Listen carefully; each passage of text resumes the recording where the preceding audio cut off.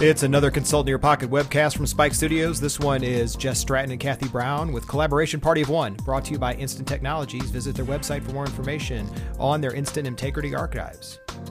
All attendees are in listen-only mode.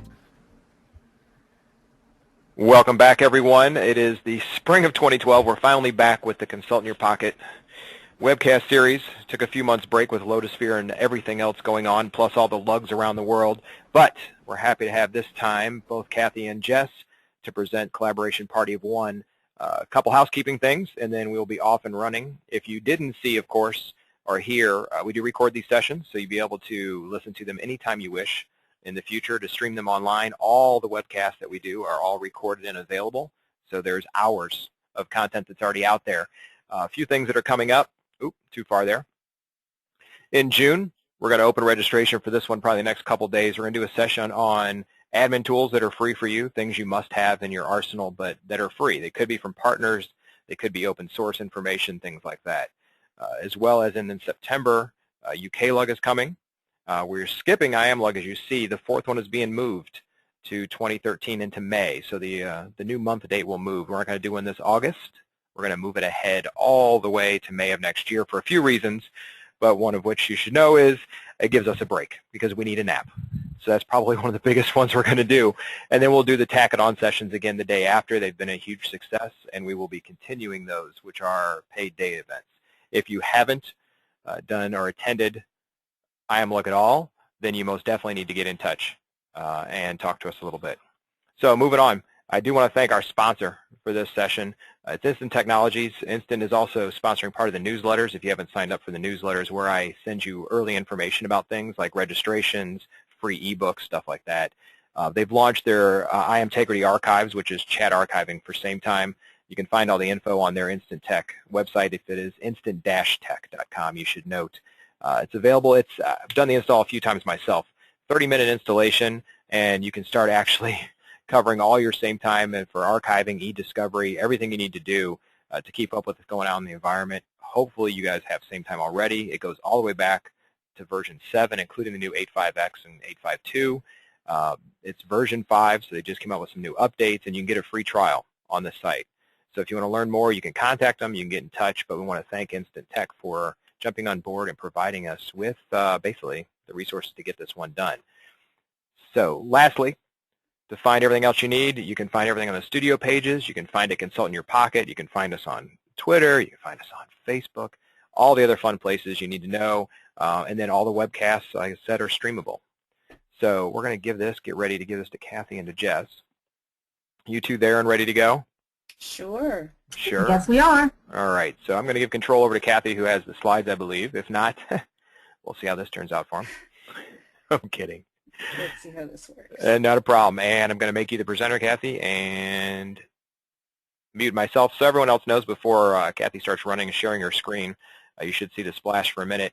You guys can put questions into the question section that shows up on the right of your screen. You can put things in the chat if you want everyone to see it. If they ask any questions, we can answer directly from the question section and shoot them over to both of them. So from there, I'm going to mute and let you two have at it. Okay, you can see the slides, yes? Yeah, so I see the slide ready on the screen with, yep, you're ready to go. Ooh, that hurt my ear. Hold on, something's not working. Okay. Okay, so this is Collaboration Party of One when you're both the admin and the dev. And Jess and I presented this at Lotusphere and also at Blog over in Belgium. And I'll just go ahead and get started. So first, the introduction. Jess? Yes, my name is Jess Stratton. I'm an IBM Lotus Domino consultant. I am, probably like everybody else here, both a developer and an administrator. I train Lotus Notes and anything else that they'll let me teach. You can find me on Twitter at NerdGirlJess, so please follow me and I'll follow you. I blog anywhere and everywhere, and I like to drive. Kathy? You don't just like to drive. You like to really drive. I really like to drive. So I'm Kathy Brown, and I'm primarily a developer, but I am definitely an admin dabbler, and I've had to do both many, many, many times.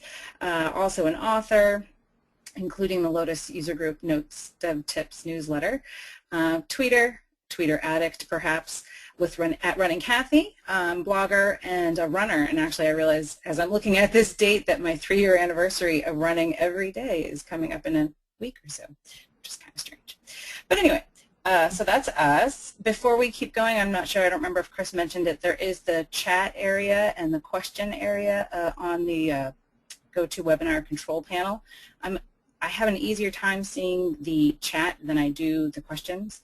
So just FYI, if you want to ask us something, feel free to, and we'll try to get to that. So that's us.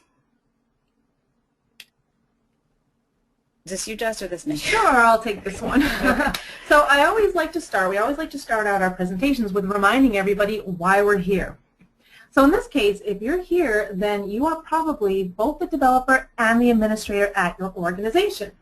And so this is where we stop and tell everybody, congratulations, because you are probably one of the most popular people at your office, if you are not the most popular person. Probably you've also learned the danger of dabbling at one point or another, right? And we all know what I mean by dabbling, right? So your ID file, the one that you log in with, is probably the single most powerful ID file in your entire office, right? And we all know how easy it is to do some serious damage with that ID file. So we're going to talk about helping minimize the dangers that can happen and the pitfalls that you can find yourself into. However, there is a silver lining to this, because you probably already discovered that being both the admin and the developer is pretty awesome, right? There are some really cool things that you can do that you would not be able to do normally if you didn't have the particular skill set that you have. So we're going to remind you why it's awesome if you don't already know. Or tell you how you're more awesome. Exactly. There's a lot of awesome in this chat. So when you hear people talking about, their teams of IT people, I don't know, if you get to go to conferences like Lotusphere and whatnot, but you always hear people talking about their teams of IT people, and you hear them talking, and it just sounds like it's so great because there's, this person covers that, and that person covers that, and there's this whole camaraderie feeling, and you feel like their offices look like this. Right? It's a party, everyone's having fun, they're all smiling, they're apparently all young and good looking. But then there's you. You're the admin and the dev all rolled into one. There's nobody else on your team, you're the only one doing what you're doing, you're alone. And you feel more like this. Sound familiar, anybody? Hopefully we've got a little bit more updated equipment than this guy, but there you go. So the good news, when things break, you don't have to wait for anyone else to fix them. You can write your own code to do your own monotonous, repetitious tasks for you, so you don't have to do them. You don't have to ask somebody else to write code that they'll never get around to writing because they're doing 10 million other things. And you're a well-rounded individual who can tackle anything that life and work throw at you. And sadly, at parties, once people find out you know anything about their computers, well, not sadly, but you'll become the most popular person there. It might not be for the reasons you want, but there you go. You want to do this, Jess? Sure. So there is some bad news, right? When things break, sure, you don't have to wait for anybody else to fix it, but the bad news is that it was probably you that broke it in the first place, right? Because it's pretty much just you, and you're the only one that's working on everything. So the silver lining to this is that you certainly don't have to waste time blaming other people, or arguing, or waiting. It's definitely easy to forget your higher powers, right? And you can do some real damage carelessly and surprisingly fast, right? I've been on the phone clicking away on my computer, and I don't multitask very well, so I realized that I have no idea what I just deleted or what HMI ran on my computer while I was talking on the phone. So you can't even make it to the office bathroom without your entire organization stopping you for questions along the way, right? I know this is you, right? In my old office, my nickname used to be Hey Jess, because every time I walked down the hall, there was just echoes of, Hey Jess, Hey Jess, Hey Jess, can you look at this? Hey Jess, this is doing something funny. Hey Jess. Probably you, right? So here's the last one. You should never, ever, ever, under any circumstances, tell anyone at a party that you know anything about computers, right? And I'm sure we've learned all of this from experience. Is that our most important tip? Yes, that is the most important tip, because we've all spent an entire party troubleshooting everybody's inkjet printers, right? So just tell them that you work for the IRS, and then they'll leave you alone. Right. Okay, so first we'll talk about the pitfalls of going it alone, and then we'll talk about the rewards of being awesome. Of being on your own. All right, so here's pitfall number 1. Your ID file can and will be used against you. Right, so here's the scenario. So right now you're currently playing the developer role. You're making a change, you're uploading it or running an agent. It doesn't really matter what you're actually doing, but we've all been here. Suddenly the phone rings, and you have to pick it up. And it's an admin task, a quick admin task, right? Those are the dangerous ones. Like, can you reset my password? Can you get rid of these replication conflicts? Can you sync these replicas? Things like this, right? Our brains, we're not meant to do that, right? They're not meant to switch roles this quickly. So, all of a sudden what's happened? You ran the wrong agent, or you might have been in the wrong database when you changed a field value, right? The bottom line here, and the point I'm getting at, is that it's much too easy to do damage when you're being pulled in 50 different directions.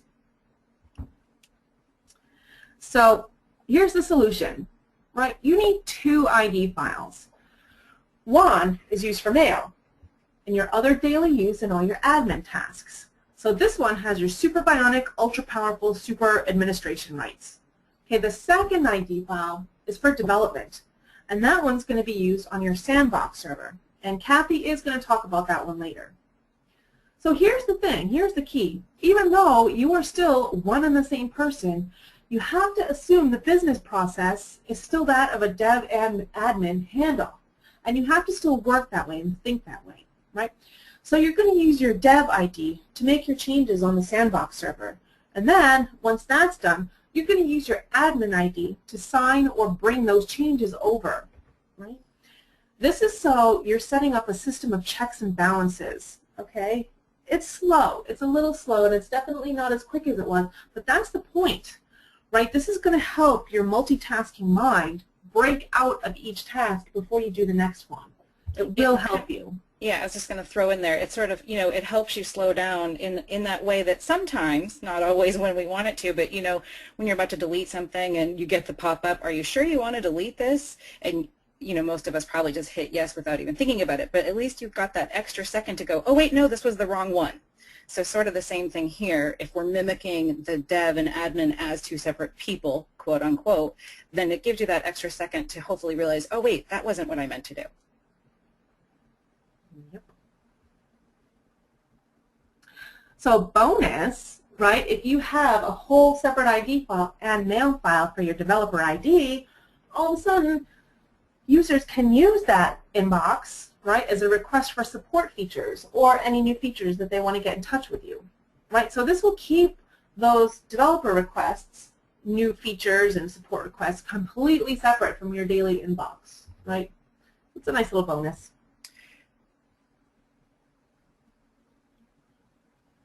Okay, is this me? Is this you? Oh, you can take it. Okay.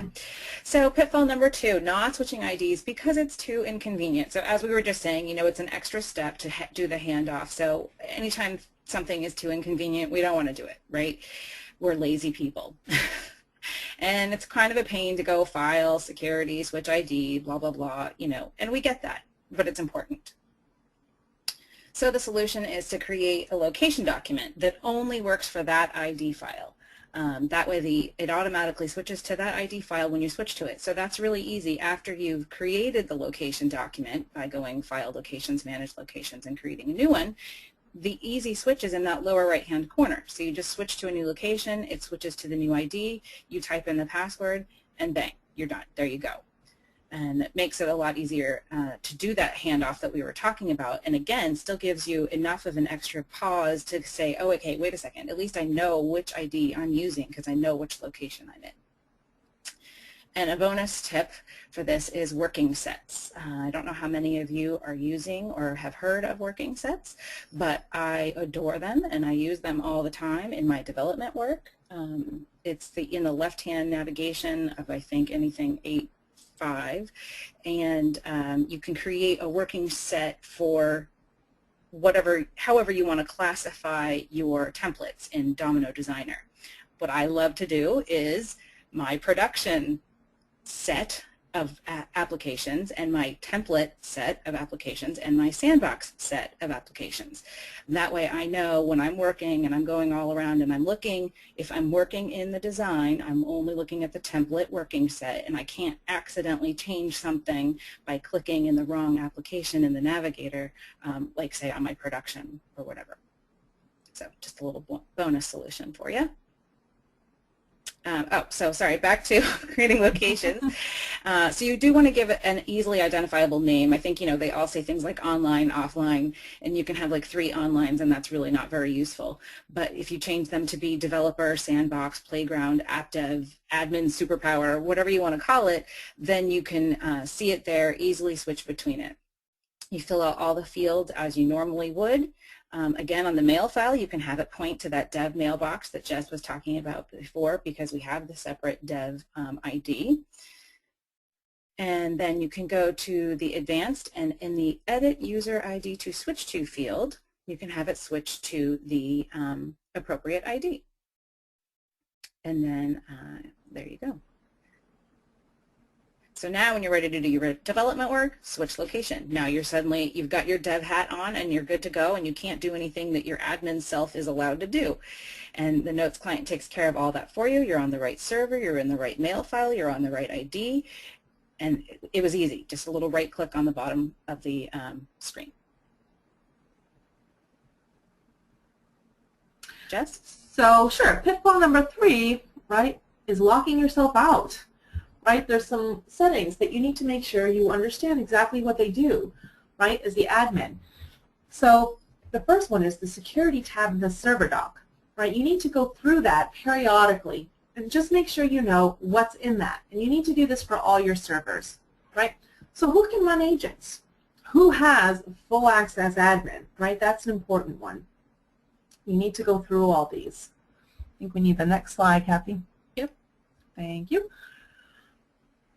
So another one is not creating design fail-safes, right? In addition to locking yourself out of the server, there's lots of things you can do to give yourself a really bad day, right? That's why we say readers' fields without using ACL roles can absolutely ruin your entire day, okay? For readers' fields, the best practice is to create roles in the ACL, right? Obviously, we know no hard-coded values. We talk about that one all the time. But roles gives you an even more granular level, because you can control it not from any particular form or not from the field level. You can control it right from the access control list. Okay? So to create roles, Oh, sorry. Go ahead. No, that's all right. I was going to say to create roles, in the Advanced tab, you can add your roles, and then in the field value, you just simply put them in brackets, right? And you can separate them by colons because they're multi-valued fields. Right, so this is where I usually put on my developer hat and just for a moment point out one more moment that readers' fields, we always want roles or groups, never, ever, ever, ever, never, ever, never people, right? Because people can change jobs, people can change positions, people can leave the firm, and we don't want to have stuff stuck only visible to someone who no longer should be seeing it, right? So we always want that to be roles and groups, and therefore much more easily changeable at the ACL or in the NAB. Right, because it's going to be you that has to change it. Right, exactly. And you don't want to be getting a call every week, so-and-so changed positions, you remembered to add her to this group, but you didn't take her out of the readers field on all those documents, because you don't want to have to go back and do that every time somebody changes position. So, there, sorry, off my soapbox, go ahead. So some other things that you need to remember to put in there is the servers, right? Because what's going to happen, this is where developers and admins have to think to work together, but because it's you, sometimes these things can get overlooked, right? If a developer is in charge of putting the roles in there, you as the administrator need to remember that you have to put the servers in there and the admin in there, right? Otherwise, any documents are not going to replicate if the server cannot see those documents, okay? So there's things like local domain servers, local domain admins. Those should be in your admin roles. However, if you do lock yourself out, right? Make sure you have access to an ID file that has full access admin rights. Okay? This is why you need to go through and periodically refresh to see who's in those security fields.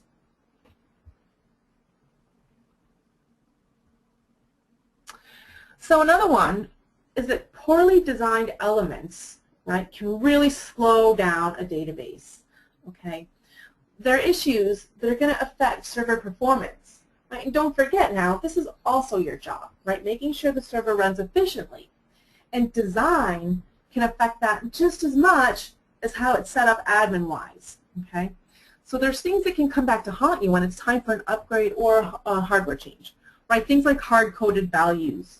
And this is why Kathy was saying never do this. Right, and why I step back up on my soapbox again. So you think, well, okay, I didn't hard code any names. What's the big deal? I just hard coded my server. We're a small company, and we'll never change our server name.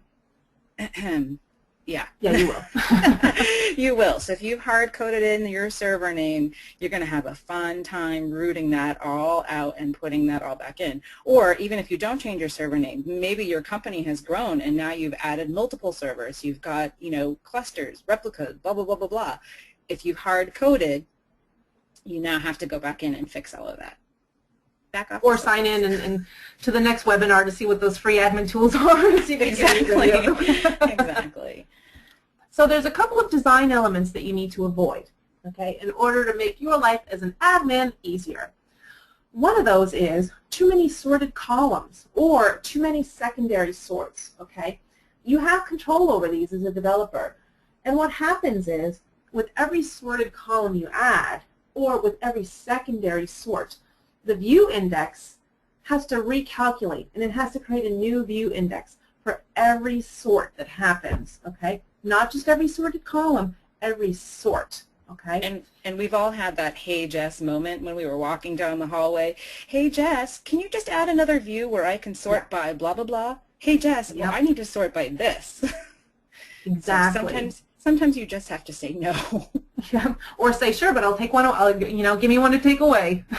So, but they really, really, really do affect the indexer process. And when the indexer is running, it can bring everything down.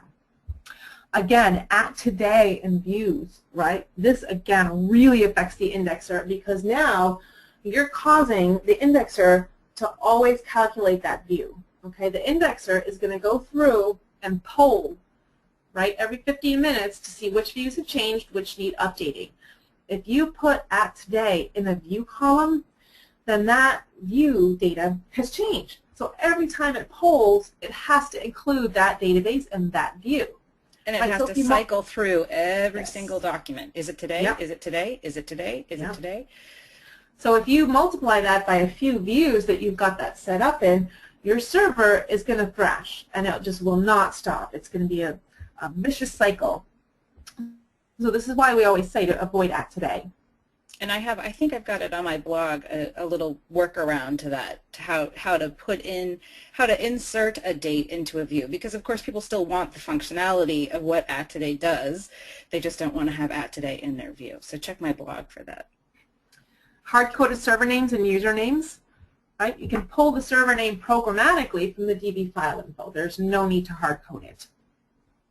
And this one's near and dear to my heart. Just as a consultant, I go on site and see a lot of things that a lot of small and even larger companies have set up, right? And a lot of times, if somebody leaves, say a department head, and they need you to change a field value, right? You can spend hours looking for where that field value comes from, right? Because it's a field value that pulls its information from another field value, that pulls that information from a value on another document, that pulls that value from a group.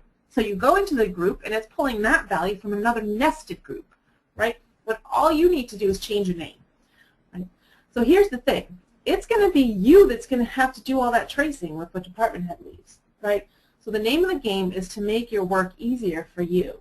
So try not to over-engineer the field value names. Okay, so pitfall number 5, not creating a sandbox.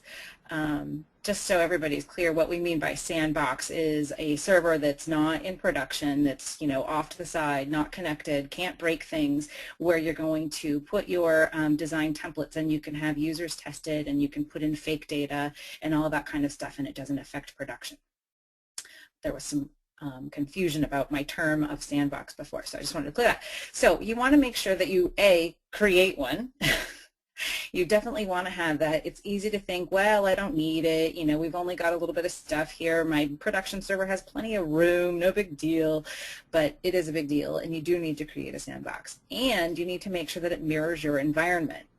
So, you know, you don't want to just say, oh, let me throw up a box. It's nothing like our real one. You know, it has 10 times the power because I happen to get a newer machine and I threw it up there.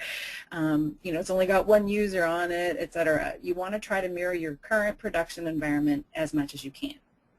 I'm going to interrupt you for 1 second, Kathy. Yeah. If anybody needs to know how to do this, I've got instructions set up how to do this. It's not how to mirror your production, but it is how to download the files and run them, install them, and get all up and running in an hour. It's a Lotusphere presentation that I did, and you can find it on my website. Right. I wasn't going to mention that. I attended that session. It was a great session. So yeah, so it is easy to create the sandbox. She really does do it on stage in an hour, so you know it's pretty simple to do. Obviously, if you guys are developers and admins, you know how to get a production server going, so it's just as easy to get a sandbox server going. Jess has some really cool things actually in her session too about like creating fake users and stuff, usernames. So anyway, again, it is important to make sure that it mirrors the environment. User groups, roles, and access, just like we talked about in the prior pitfalls, you want to use groups and roles, so you need to make sure those groups and roles exist on your sandbox server. You know, is there going to be replication? Is there going to, what user data is in there, and how much user data is in there? It's very easy to create a sandbox and throw in like 2 documents. But really in production, you know, your users are looking at 30,000 documents. That's going to be a big difference.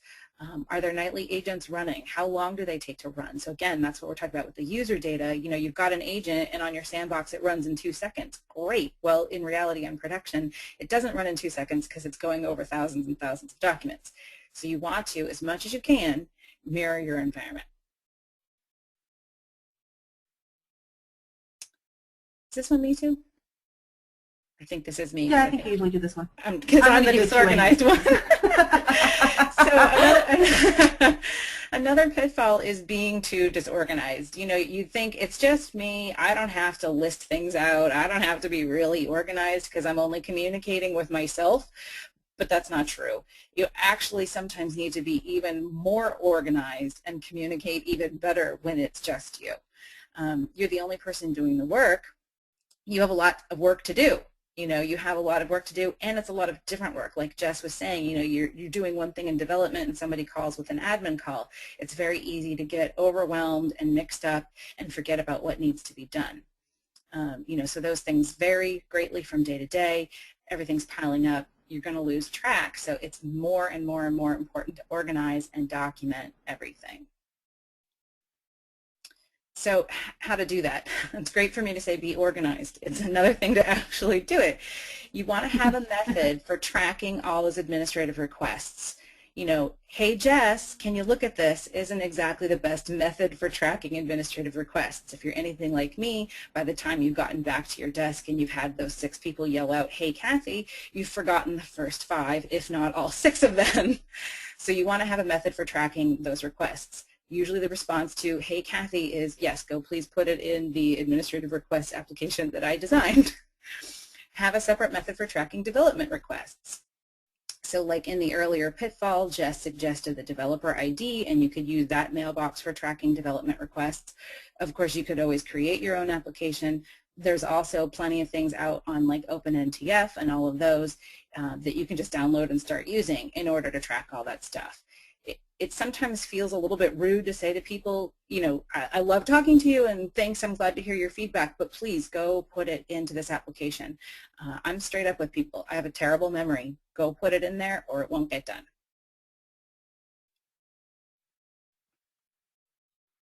And that's you, Jess. Sure. So pitfall number 7 is about building a network. And we don't actually mean a domino network because you guys have built that. What we mean is a network of people, right? You are alone in your office, and trust me, we know it does get lonely, right? There's groups of HR people, there's groups, engineers that specialize in whatever it is that your company does, but an IT department can feel very small when it's just you, right? So we meet other admins, other developers, admins and developers, other members of the Lotus community, right? Get to know them, get to be friends with them, share resources, right? You need your sanity checks, and you definitely need people to bounce ideas off of, right? So it's a good thing to have a large network, right? These Lotus people are the friendliest people that we know, right? And all very approachable. And I've talked a lot about the time, and I'm sure we've all done this, when you have a question, something's bugging you, you can't figure out the answer, so maybe you go to a forum or you go to draft an email to somebody, and as you're asking it, you think of the answer. Yep. So having that network helps with that. There's tons of times where I ping somebody and I say, look, here's my issue, and halfway through just even explaining it to them, I figure out what the answer is. But you need those people to be able to go to, because sometimes you won't think of the answer, and they might. So, yeah. So where do you find these people? Things like planetlotus.org with all the Lotus blogs, Twitter, Lotusphere, right? Other lugs, and this chat room, right? We're all here. Yep. So what I'm doing right now, because when we were in person, we had everybody, we took a break, and we had everybody introduce themselves. And in fact, let me go, there we go, intermission. And since we can't really do that here because we're sort of virtual, again, there's my Twitter ID, and Jess, you can put yours in. I know we said those at the beginning, and we'll repeat them at the end. But if anybody else wants to throw out their Twitter ID who's attending this right now, all of you attendees are most likely both admin and dev. So it's a whole list of people who feel your pain, who feel the same way that you feel, and who go through the same trials and tribulations that you go through. So have you guys, if you have a Twitter ID, I hope you throw it out there, and then we can all start to follow each other. If you're feeling great, Chris, thank you, so helpful. And if you're feeling shy and you don't want to do it here in the chat, feel free to follow myself or Jess on Twitter, and even send us a message on there, and just follow us, and we'll follow you back. Let us know that you attended the session, and we'll follow you back. And there you go. We've already started with your building your community and building your network. It really does help. It makes a big difference, and it does make you feel a lot less overwhelmed with projects and things when you have somebody, or just know that there's somebody out there. Exactly. I like to call Twitter like the global water cooler.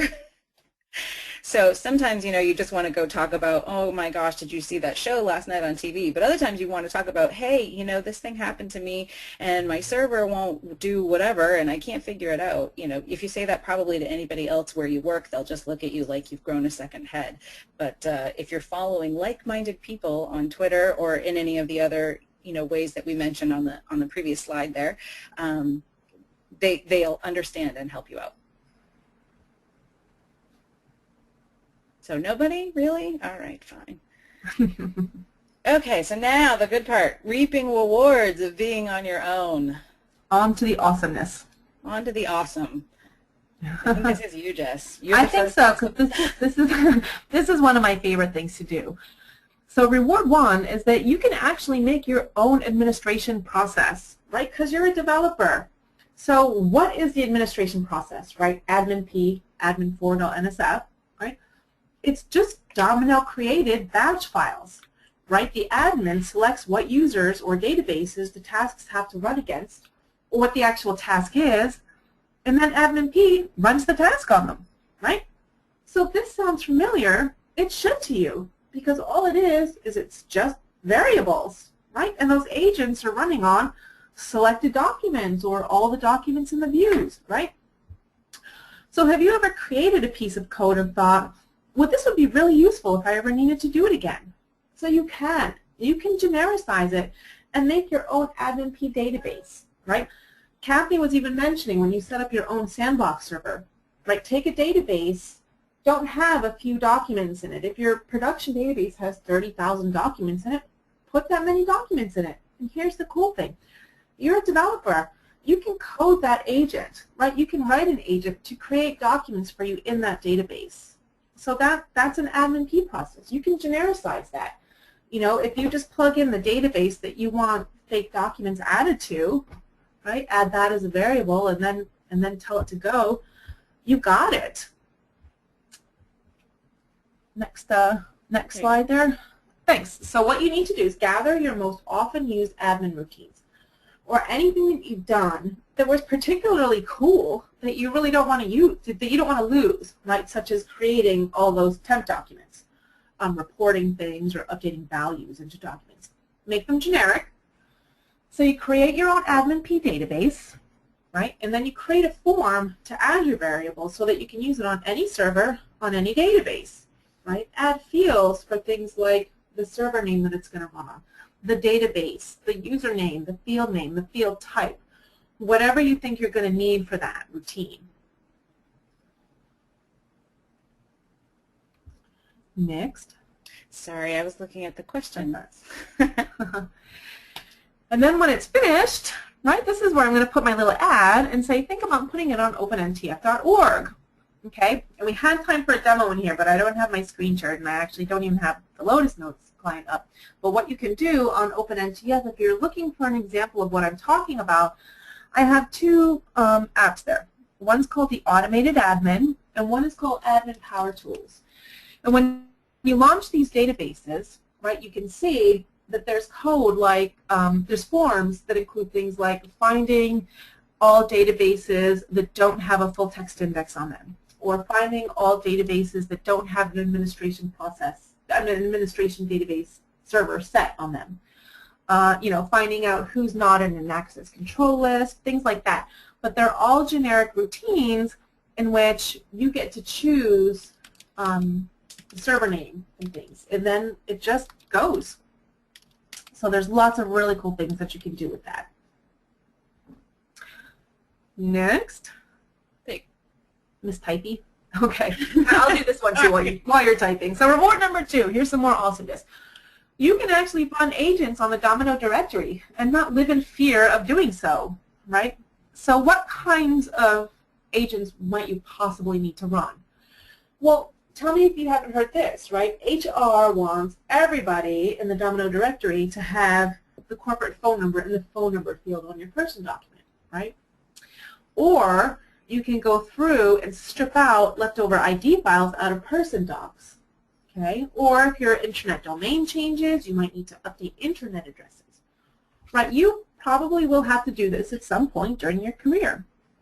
It is possible and safe to make changes to the Domino directory with code as long as you know how to do it, right?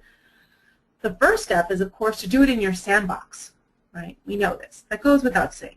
But when it's time to implement it for real, here's how you do it. The first step is, of course, you're going to make sure your backups are current, right? Number 1. 2, you're going to manually create a local replica on your workstation, and then in that replica, you're going to temporarily disable replication. And that's just a little checkbox right in the replication settings for that replica. Run your agent, okay, check for the desired results. When it looks good, simply re-enable replication and replicate it back up. And then just delete that local replica because you want it gone. That was a one-time shot to make these changes. So now you can change anything you need to. And it's again, very cool. I know she said I know you said sandbox, but I'm just pointing out again. Obviously, we know how important this is not to mess up in production. So of course we would use our sandbox. Okay, sorry. Continue. No, that's it. You can go on to the next slide. Actually, I think this one is yours too, right? Sure. So reward number 3 is that you can make your own toolbar buttons, right, just for your notes client. So you can kind of have your own little universal toolbars. So these are especially useful when you need to make changes on hidden design elements in databases, right? If you're working on a third-party production application, right, that you bought from somebody, from a vendor that you didn't create yourself, right, a lot of times the design's hidden, of course, but sometimes you need to access those items, right, to use them for reporting in another database or for whatever reason.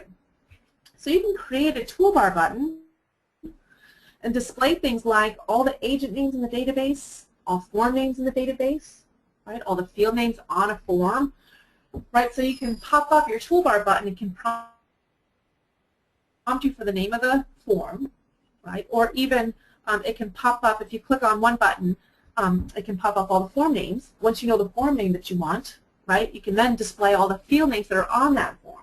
So then once you've got all the field names, you'll know how to access them in whatever third-party mechanism you're doing, right? And then once you know the field names, you can also change the values should you ever have to, right? So you can create a set of toolbar buttons that will help you out and always keep them visible, right? One I use daily all the time, at command tools refresh selected docs at true, right? Because sometimes you have to make a change, and instead of double-clicking on each document, clicking edit, view, refresh, and then clicking save, right, you can simply check that off in the view, run this toolbar, and it's done. It updates them all. So it's really, yeah. I was just going to say, you'll need that if before this session you used to hard code names in readers field and you go and change the design, then you can use that tools refresh docs to refresh all the docs in your applications to have roles. Yes, you'll have a lot of updating if you're in that situation. So this one's very useful for that. So just get to know this one. You know, if you don't add any other toolbar button, add that one. And I just want to throw in there too that Noteman. I hope everybody is using Noteman or Notespeak or something like that. I find that invaluable in a lot of ways like this. Because yes, you can code your own ways to do some of these things, but a lot of stuff's already there in Noteman, and you don't have to, you know, code it. Just have to say that I use that almost daily. Okay, so another reward of being both the admin and the dev is you know what your server can and can't do. You know, when you're two different people, an admin and a developer, maybe the admin is saying, well, the agent runtime has to be a maximum of 15 minutes. I don't care what the reasoning is. I don't care anything. It's 15 minutes and no more than 15 minutes. That's the default, and I'm not changing it. Well, you know, being both the admin and the dev, you know, well, I ran an agent profiler and it takes 20 minutes, and I know that 5 extra minutes is not going to kill or ruin my server at 2 a.m. So you can increase the time for the agent runtime because you know it's not going to be a big deal. And you don't have to argue with anybody over it because you know that that's going to be okay. Or maybe you know that it won't be okay, and so as a developer you concede to yourself and you change your code so that it doesn't take so long. You don't have to have admin lockdown. You don't have to wait, you know, between, let's see, maybe there's a release cycle and I have to wait XYZ time. I have to wait for the admin to look at it, whatever, any of that stuff. You don't have to do that. It's you and you alone, so you can improve things as you want to. You can create the necessary compromises between security and server performance. And yes, I'm sorry, I'm sure some of those hardcore admins will disagree with me and say there is no compromise on security and server performance, but being developers, of course, we want to have every widget and doodah on the server net as possible, and we know as admins that that's not possible. But being one and the same, you can create the necessary compromises. You know what's really going to hurt your server performance and what is not going to hurt your server performance. You know what cool doodah for development outweighs the risk of whatever, you know, security or performance compromise you're going to make.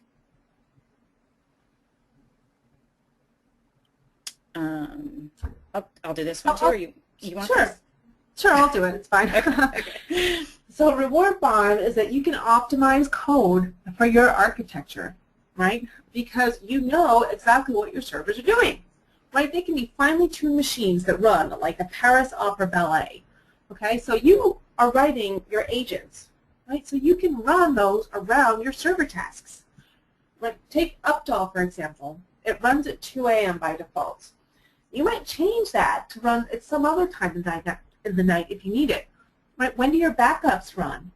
You can change those according to when your whole slew of powerful nightly agents need to run. Okay? What about program documents like Compact? Right? You can schedule your nightly agents around these. 5 a.m., 11 p.m. A lot of times when you're in an office, it takes forever to find the guy who knows what time the backups run, and and what else is going on that server, what other tasks are happening on that server, and who set them up, and you know, picture that initial party that we set up with that champagne glass, and all of a sudden, you know, that lone guy locked in the closet is starting to look better and better, right? Also, you know yeah. Sorry. Also, No, I was going to say, you know, when somebody, because it's you, changes something, right? As a separate developer, admin, as two different people, a lot of times all of a sudden your code is not running. It's not completing at night. It's taking too long. You don't know why. Well, it turns out that an admin had changed the time on something else, and so now it was bogging down the server. Whereas if it's all you, you know that. You can make it, like Jess says, you can schedule everything around everything else because you know all of the moving pieces, so you're going to put them in their place. Yeah, I had a server that the agent stopped running because it was always set to run at a certain time, and the Windows admin had decided to always shut down and reboot that server at the same time every week to let updates go through and to give it a weekly restart, so that agent never ran. And you, being in charge, will know these things and won't have these problems, right? So also, you know all the servers that belong to a cluster, okay? The server to run on field for your scheduled agents, it's very important that you have all your ducks in a row here, right? You could find yourself with lots of mystery replication conflicts. And as an admin, it's also your job to find out why and where these replication conflicts are coming from. As the developer, it's your job to set when and where the agents run, okay? So if you know what's going on with your clusters, you can know which server to choose that on instead of all of them, right? Otherwise, you're going to find yourself with lots of mystery replication conflicts. And you also know when and how often users replicate, okay? You know when all the high traffic times are and when to schedule what. And so reward number 6, you can upgrade on your schedule. If you need the latest features as a developer, you can upgrade. If you know as an admin, wait, we need to wait for this fixed pack, or we need to wait for this, or we need to wait for that, then you as a developer will understand that need and you can wait. You don't have to convince anyone why you want to upgrade or why you want to wait or any of those things. You don't have to argue with anybody because it's all just you. And you, with your awesome skill set of knowing both admin and developer stuff, will understand. You know, you'll understand the risks and the rewards of doing either one. Word of caution, of course, it's always great to be up to date on the latest features, but definitely beware of jumping right in. Any mistakes you make will hit you twice as hard, because now as both the admin and the developer, if you upgraded to the bleeding edge version of whatever and it doesn't work, you're both going to get slammed as the developer and as the admin. So there you go. I think this is you, Jess. You want me to do this one? I'll do this one, that's fine. So there's tools that you can use to make yourself happy as both the admin and the dev, right? You can use things, and these are things that come with Domino, right? There's the agent profiler. You can use that to identify bottlenecks in your code, right? What the agent profiler does is it's very cool. It actually goes through each method and tells you where a slowdown is occurring, so you can optimize your code. And it'll also help you become a better coder and a better developer. If you guys aren't using that, you definitely should, because it goes really honestly piece by piece by piece. So if you're showing, you know, get first document and then get next document, it shows you how long that took in your agent. And so you can see, oh, well, gee, that thing's taking a long time. I wonder what the problem is there. Maybe I need to simplify it. You can also use application monitoring in Domino Domain Monitor, which is very, very cool. Why don't you go over to the next slide? I think I've got some more on that. So in Domino Domain Monitoring, you can use application probes to find your problem agents, and it'll help make all your apps more efficient, right? So there's some probes that you can set up by default. You can actually set up agents and web services ranked by CPU usage and memory usage. You can also find out agents and web services that run longer than expected, which is very cool. So you can track delays. And then you can also see, in addition to that, agents whose start times have fallen behind schedule. Okay, you can't do this for web services, but you can do it for agent manager agents, so anything on the client.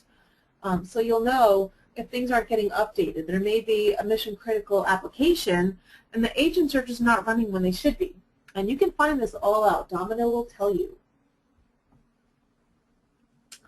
Want to do next slide? Yep. So to set up applications, you're just slacking. You're on Twitter, you know. So you can open. There's a delay between when I hit the button and when it actually updates. So you can open monitoring configuration and change to the view DDM probes. And then if you select new DDM probe, okay, you can find the existing canned probe because it's already made and enable it. Okay, so the probe area is going to be an application probe. I'm telling you all this because it's a little hard to find. So the probe type is agents ranked by CPU usage. Okay, so this is pretty cool. You can even rank up to 4 levels of warnings based on how long that agent takes to run. Just like 600 CPU seconds, you can mark that as being a fatal error. Okay, so those warning levels will then just spit right out into Domino domain monitoring. Okay, I have mine set up sorted by day. I just find that it's very useful to me, and it's much, much quicker to go through, I find, if it pulls in all my servers, and then I just see, okay, what happened yesterday? And I change that view by day, and I can go through everything that happened. So it also is going to tell you who the agent owner is, right? And I did have to put in a little snarky comment. It would be much more helpful if we didn't already know that it's going to be you anyway, so your name will probably be in there. But it's very, very useful. So definitely check it out if you haven't. Jess, I believe there's a question in your question panel there for you. Oh, questions. Oh, which I have minimized. No, the agent profiler, it's something built into the admin client. If you don't have Domino domain monitoring enabled, I'm wait, trying to the remember agent that. profiler? Yes, yep, it's part of Domino.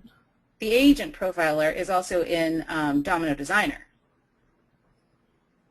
What, I didn't see the question myself. Okay, which one? Sorry, hold on. It's a really tiny screen. It went to you. Yes, she's talking about the agent profiler. Sorry, I thought you were talking about DDM.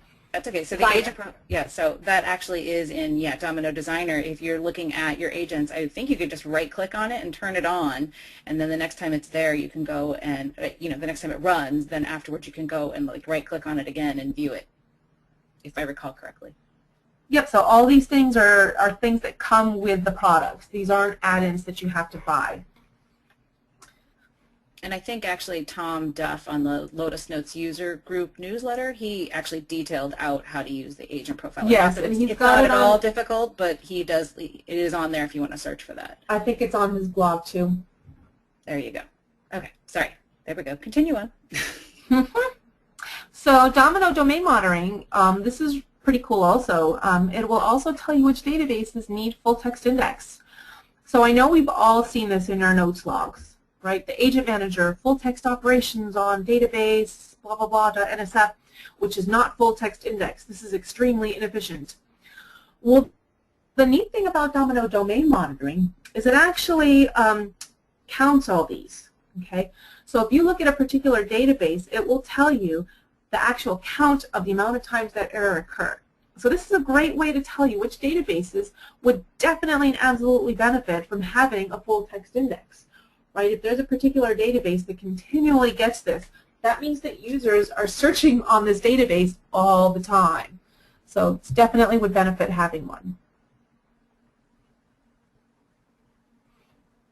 Okay, so reward 8.